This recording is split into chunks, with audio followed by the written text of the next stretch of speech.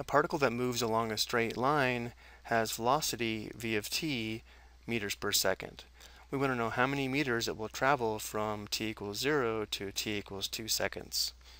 So the first thing to remember here is the position function s of t can be obtained by integrating the velocity function. So in this case, we can find the position function by integrating t squared e to the negative 4t with respect to t. And because this particle is traveling in a straight line, if we find the definite integral from 0 to 2 of the velocity function, we can determine how many meters this particle has traveled over this time interval. But to begin, we'll find the indefinite integral, or the antiderivative, and then we'll use the antiderivative to evaluate the definite integral. So we're going to set this up as the integral of t squared e to the negative 4t dt, but because we have a product of functions here, we'll have to use integration by parts given by this formula here. So we'll let part of the integrand be equal to u, so that differential u is simpler than u. Then the remaining part of the integrand will be dv. Once we identify dv, we'll integrate to find v. So we're going to let u equal t squared and dv equal e to the power of negative 4t dt. Notice by doing this, du will be simpler than t squared because it will decrease by 1 degree. So if u equals t squared, du is 2t dt, and if dv is e to the power of negative 4t dt, if we integrate this to find v, notice how we do have to perform u substitution, but we've already used the u, so let's use w. If w is equal to negative 4t, notice that dw is equal to negative 4 dt, dividing both sides by negative 4. Notice that dt is equal to negative 1/4 dw, which means when integrating we have an extra factor of negative 1/4, so v would be negative 1/4 e to the negative 4t. And now we can apply the integration by parts formula. We would have u times v minus the integral of v du. Well, u times v would be this product here, negative 1/4 t squared e to the negative 4t, and then minus the integral of v du. We'll notice that negative 1/4 times 2 would be negative 1/2. This will be plus 1/2. Then we have t e to the negative 4t dt. Notice in this integral here we have t instead of t squared, so this is an improvement, but in order to integrate this we'll have to apply integration by parts again.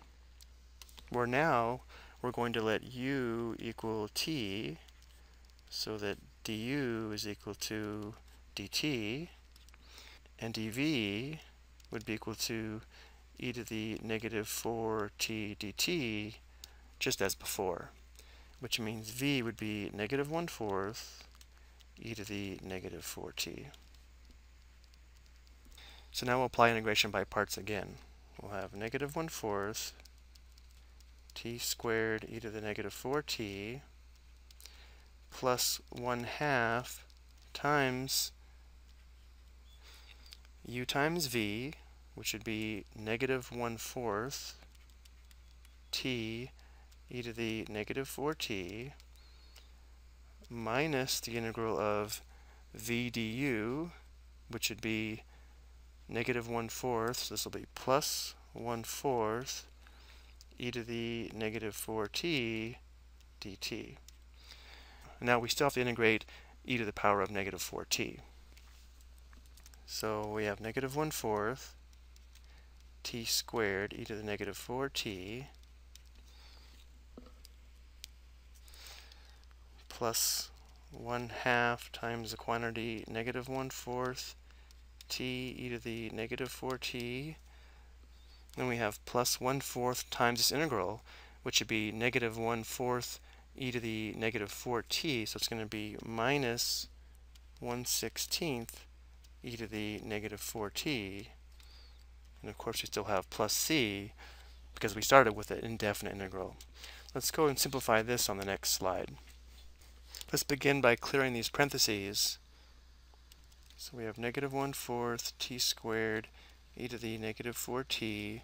This would be minus 1/8 t e to the negative 4t, and then minus 1/32 e to the negative 4t plus c.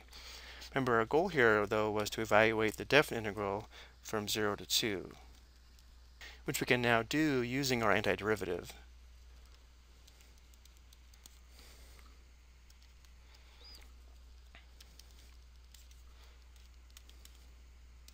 So we'll first substitute 2 for t. Notice here we'd have 2 squared, or 4. Negative 1/4 times 4 is negative 1. So we'll have negative e to the negative 8th power. And then 1/8 times 2 is 1/4, so minus 1/4 e to the negative 8. And then here we just have minus 1/32 e to the negative 8. And now we'll substitute 0 for t. So notice how this would be 0, and so would this. So we'd have 0 minus 0, and this would be minus 1/32 times e to the 0, which is 1, so minus 1/32. So notice how this becomes a positive 1/32. So we have 1/32 minus e to the negative 8 plus 1/4 e to the negative 8 plus 1/32 times e to the negative 8. So this would be the exact distance traveled from t equals 0 to t equals 2 seconds, or if we get a decimal approximation, this would be approximately 0.0308202.